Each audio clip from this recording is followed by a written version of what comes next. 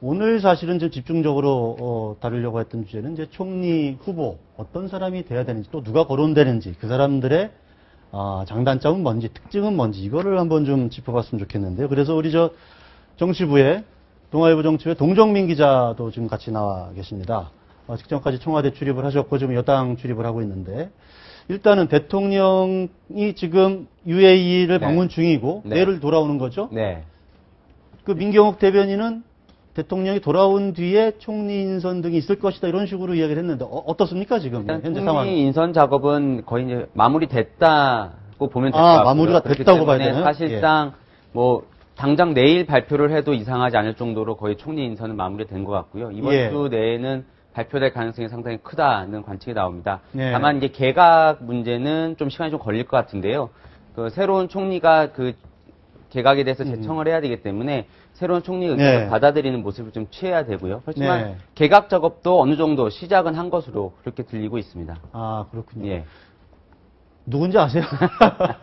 누군지 모르겠고요. 하여튼 약간 사실 그 총리를 시켜주는 군이 딱 5군이 있다고 해요. 그러니까 법조인, 정치인, 관료, 그다음에 기업인, 학계 5개 정도가 있는데 이번에는 언론인은 없네요.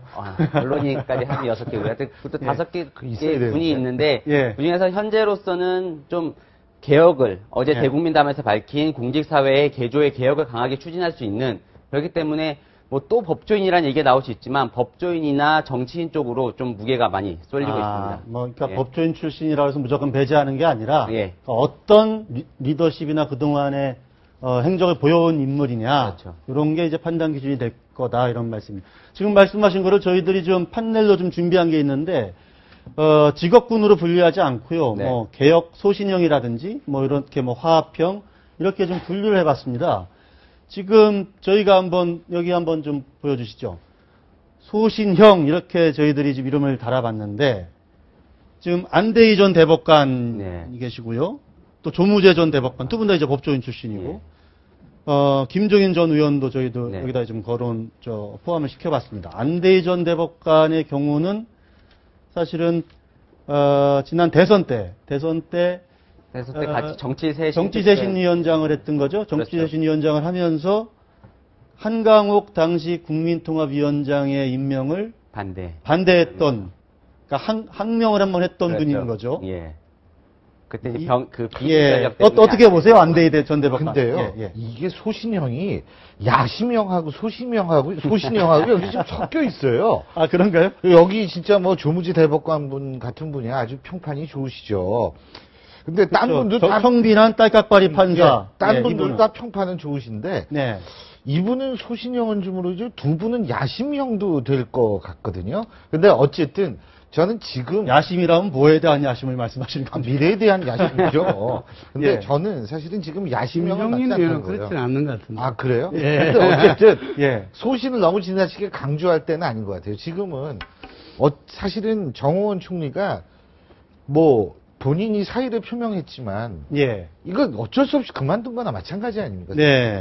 그러니까 이런 분위기에서 어떤 사람이 갑자기 튀어나와가지고 소신을 얘기하면서 내가 뭘 하겠다 지금 이렇게 할 때는 전 아니라고 보거든요. 저는 화합 있잖아요. 화합이라는 것하고 그리고 행정 경험 일단 공무원 사회 지금 안행부는 막 지금 덜덜 떨고 있는 거 아닙니까?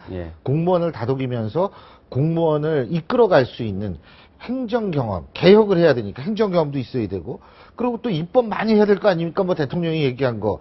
그러면은 야당과의 소통도 가야 되는 정치적 경험도 있는 사람이고, 지역도 말해요. 전 새누리당 의원들 뭐 오늘 신문 보니까 나왔던데 그 사람도 시키면 안 된다고 봐요. 아니 새누리당 출신들 있지 않습니까? 그 정치인들이요. 예를 들면 지금 이름 오르는 왜 안 되냐고 생각하냐면 아니 지금 민심이 이런데 갑자기 거기다 정치인 출신 갖다 박으면 그게 제대로 먹히겠습니까? 그래서 저는 좀 이런 것들이 복합돼야 된다는 생각을. 요 뒤에도 또 있겠죠, 요번. 아, 그런가요? 화합형. 소신형의 특징은 지금까지 대통령의 내각이나 총리가 주로 전문성이나 약간 이제 그냥 국정 경험 이런 거를 좀 했다면 지금은 오히려 그런 것보다는 좀 강하게 개혁을 추진할 수 있는 사람이 필요하다. 지금 저기 보면 안대희 대법관이나 조문재 대법관 이런 분들은 국정 경험이 있지는 않거든요. 예. 뭐 어떤 예를 들면 김한식 총리는 감사원장이라도 지냈지만 네. 그럼에도 청와대에서 저렇게 거론이 되는 거는 한번 좀 그런 소신을 갖고 오고 대통령하고 좀 뜻이 안 맞더라도 예. 한번 해봐라 이런 이제 취지로서 거론이 되는 것 같습니다. 제가 네. 볼 때는 이 모든 문제에서 지난 대통령 선거 때 박근혜 대통령이 정말 여러 가지 문제에서 제대로 비전을 제시했다고 봅니다. 그래서 현재 이 내각 문제에서도 책임 총리, 책임 장관제를 이야기했잖아요. 네. 그 약속을 지키면 된다. 그래서 지금 총리 후보의 첫 번째는 책임 총리를 할 수 있는 능력이 있어야 된다. 예. 이런 문제가 들고 두 번째가 또 국민들한테 어필했던 게 국민 대통합을 하겠다 이랬어요. 그래서 저도 승려처럼 이 책임 총리 능력과 화합을 일단 할 수 이제 있는 책임 총리가 사람. 를 대통령께서 직접 책임 총리의 권한을 줘야 되고 그걸 또 관철할 수 있는 사람이어야 된다 이런 말씀이겠는데. 그러니까 책임 총리를 지금 여기 할수 보시면 없는 사람 곤란하다는 거죠. 그러니까 아까 말씀하신 화합형에는 이제 한광호 국민대통합위원장 그리고 조순영 전 의원, 원조 미스터 쓴소리, 또 DJ 비서실장도 했고 중재와 설득의 달인 이렇게 저희들이. 근데 이제 문제는 이 두 예. 분이 정치적 경험도 많으시고 야당과의 소통도 잘 될 거라고 저는 생각을 합니다. 훌륭하신 분들인데 문제는 이분들이 행정 경험이 없다는 거죠. 그러니까 실제적으로 이분들이 만약 있을 경우에 공무원 집단에 있어서 개혁에는 일정 부분 걸림돌이 드러날 수도 있다. 아니죠. 대통령 비서실장은 실제로 예. 그 행정을 갖다가 두루 어떤 그 협력을 했다라고 하지 않으면 비서실장이 대통령 비서실장 역할을 하기는 어렵죠. 네, 그런 점에서는 한강호 지금 그럼 위원장이 유리하겠네요. 조금 유리하다 말이죠. 네.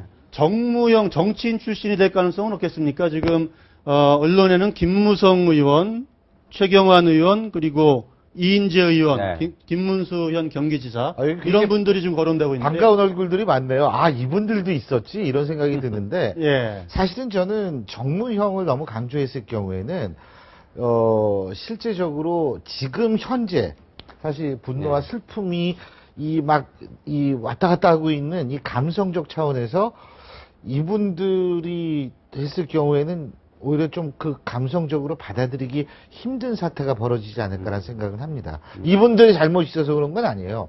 단지 무능한 정치권 이런 인상을 팍 갖고 무당파도 늘었다 해서 좀 줄고 있다고는 하는데 거기다가 총리가 또 그 정치인 출신들 얼굴 내밀고 있으면 아니 무능한 정부라고 얘기를 했는데 거기다 무능한 정치권까지 합하면 무능함이 제곱이 되는 것 아닌가라는 욕을 먹을 수 있어요. 그래서 저는 지금 이렇게 이름 있는 분들은 나올 때가 아니라고 생각해요. 본인들한테도 안 좋을 겁니다. 지금. 세월호 참사에는 여야 구분 없이 맞습니다. 정치권에 대한 비판, 불신도 포함되어 있거든요. 네. 그래서 저는 그거는 현역 새누리당 정치인들은 좀 어렵겠고 정무형을 오히려 이번에 바꾸면 청와대 예. 비서실장을 정무형으로 바꿀 가능성이 크다 이런 겁니다.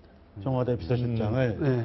지금 여권의 핵심부의 기류는 어떻습니까, 여권 핵심부에서는 당연히 뭐 정무형을 정무형이 좀 오면 아까 말한 대로 좀 소통, 야당과의 소통, 그다음에 국민과의 소통에 있어서 정치인이 좀 더 잘하지 않겠냐라는 기대를 하는데 말씀하신 대로 정치권에 대한 전반적 불신이 있기 때문에 또 쉽지 않은 선택이죠. 그리고 지금 이 거론되는 4명은 다 하나의 특징들을 갖고 있죠. 김무성 친박으로 돌아온 부산 사나이.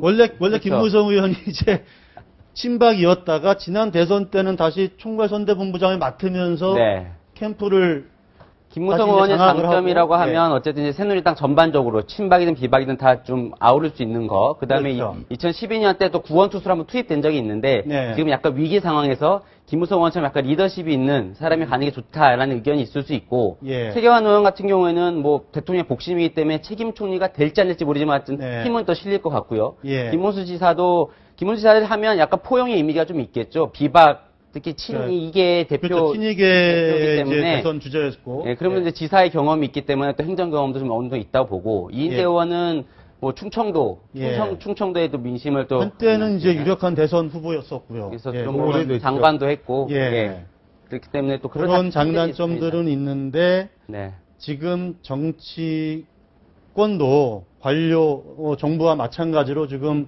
같이 뭐 정피아 소리도 나오지 않습니까? 지금 그런 상황에서 정치인을 과연 총리로 발탁을 할 것이냐, 그거는 좀 아니죠. 조금 지켜봐야 된다. 박근혜 대통령 스타일이 아닌 것 같아요. 민심도 그렇고. 예. 아니, 이제 박근혜 대통령의 스타일 자체가 예. 지금 그 여의도 정치인을 지금 이제 예. 이 문제를 풀려는데 핵심적으로 앞에 내세우지는 않을 것 같아요. 총리는 아니더라도 이번 개각 과정에서는 네. 정치인 출신들은 상당히 많이 포진될 것으로 그렇게 전해지고 있습니다. 어쨌든 개각에는 어쨌든 지금 관료 출신을 네. 최대한 안 쓰겠다는 방침, 공무원을 개혁하기 때문에 그러면 또 남는 군이 그렇게 많지는 않아요. 그리고 정치인이 특히 임기 중반에는 역대 정권에서도 정치인이 투입이 돼서 좀 예. 이렇게 장악을 하면서 가는 측면이 있었거든요. 어쨌든 저희 거론되는 분들은 총리가 아니더라도 또 뭐 다른 쪽으로도 충분히 가능한 그러니까 내각으로 들어갈 수도 있다. 총리는 그렇죠. 아니더라도 네. 예 그렇게 좀 봐야 될 것 같고 이렇게 뭐랄까 실무형 그러니까 관료 출신의 실무형이 총리로 발탁될 가능성은 없을까요? 지금 사실 심대평 전 자유선진당 대표는 지난 이명박 정부 때도 총리 후보로 거론도 네. 되고 쭉 거론이 됐었던 분입니다. 그리고 김진선 전 강원도지사죠. 네. 이분은 이제 우리 대통령직 인수위원장을 지내셨거든요. 아니, 그러니까 준비위원장. 예. 예. 근데 사실은 김진선 전 지사 같은 지금 위원장이죠. 평창 동계올림픽. 네. 근데 이분 같은 경우에는 정치적 경험은 지사를 했지 예를 들면 국회의원을 지냈다거나 이런 경험은 없지 않나요? 국회의원은 한 적이 없고 없죠. 강원도 아마 부지사를 하고 그렇죠. 지사를 그러고 했죠. 3전 그러니까 이분은 행정 강원지사를 한 경험은 거죠. 있고 정치적 경험은 좀 없으신 분이 아닌가 이런 생각이 좀 들고요. 그러고서 이제 물론 지역은 좋습니다. 강원도니까 중립적인 지역. 그리고 뭐 새누리당 핵심이라고 생각할 그런 이미지도 아니고. 근데 심대평 대표 같은 경우에는 이분이 재선이죠. 재선에다 이번에 국회의원이 안 되셨었죠. 정치 18대 의원을 하셨고요. 17대 18대 아닌가요? 18대만 했나요? 한번 했나요? 예, 지사를 삼선했어요. 지사를 지사를 삼선하고. 삼선하는데 예. 어쨌든 정치도 하고 이 지사도 행정 경험도 있고 지역도 충청도 뭐 이런 분은 정치적 무난하리라고는 봅니다. 지금 대통령 직속 지방자치발전위원장을 하고 있거든요. 그 지방선거 앞두고 약간 지방발전 이런 컨셉으로 하면 또 선택이 가능한 그런. 근데 제가 아까 말씀드린 책임 총리제를 네. 감당할 수 있는 경륜. 예. 이런 부분에서는 두 분 다, 네. 예, 그게 있고, 아까 말한 대로 지역에서의 강원이라는 지역의 지금 상징성. 네. 이런 부분에서는 김진선 위원장이 총리 후보감으로 계속 물망에 올랐었죠. 예. 박근혜 정부 들어와서 나서. 예, 그렇죠. 그리고 저 대통령이 예. 상당히 신뢰를 하는 예. 사람이기 때문에 뭐 김진선 위원장도 충분히 거론되는 인물 중에 한 분. 이분 저희들이 하여간 이 인물은 엄청 많이 있습니다. 사실은 이분들 여기 외에도 김승규 전 국정원장도 사실 네. 초대 총리로 거론이 됐었던 그렇죠. 분이잖아요. 그리고 하나갑 전 민주당 대표라든지 하나갑 대표 예. 괜찮은 카드죠. 예. 저기 아까. 이렇게 지금 잠깐만 시간이 부족해서 저거 하지만 지금 사실 거국 내각형으로 한다면 이제 손학규 고문도 사실은 거론은 되고 있습니다.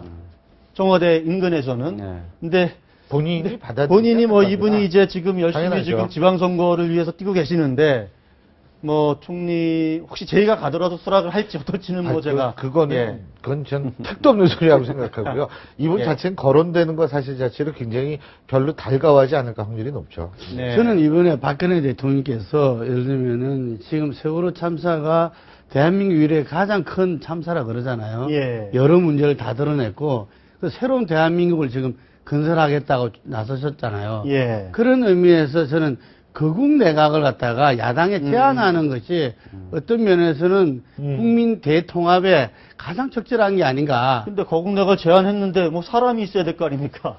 아니, 그러니까 야당 측에서 추천을 바라는 거죠. 꼭 야당 인사가 야당 인사가 아니더라도. 예, 예. 예.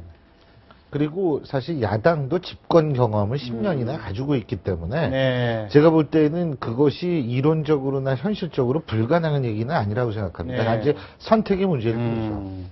알겠습니다. 오늘 짧은 시간 동안에 저희들이 총리 후보들 쭉 일별해 봤는데요. 조금 더 근데 곧 이제 발표를 하게 되면 저희들이 기회가 없지만 발표를 안 하게 되면 다시 한번 좀 더 압축해서 그분들의 장단점을 한번 짚어보는 기회를 갖도록 하겠습니다. 오늘 말씀 감사합니다. 고맙습니다. 네. 네.